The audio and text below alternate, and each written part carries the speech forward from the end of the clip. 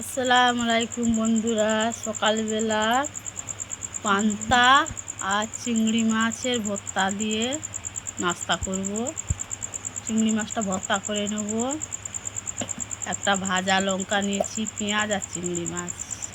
লঙ্কার মধ্যে ঝাল খুব, ওর জন্য একটা লঙ্কা, লবণ,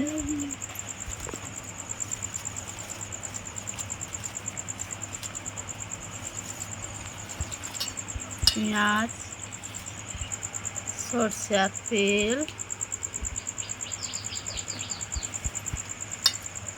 ভালো করে পেঁয়াজটা মলে নেব। চিংড়ি মাছগুলো মলে নেব। চিংড়ি মাছের ভর্তা হয়েছে আমাদের। চিংড়ি মাছের ভর্তা হয়ে গেছে, পান্তা নেবো এবার। আমাদের রাফিয়া বুড়ি পান্তা বন্ধুরা, কালকে গাড়া ভাত পানি ঢেলে রেখেছিলাম, পান্তা ভাত। সকালবেলা আমাদের নাস্তা পান্তা ভাত আর চিংড়ি মাছের ভর্তা।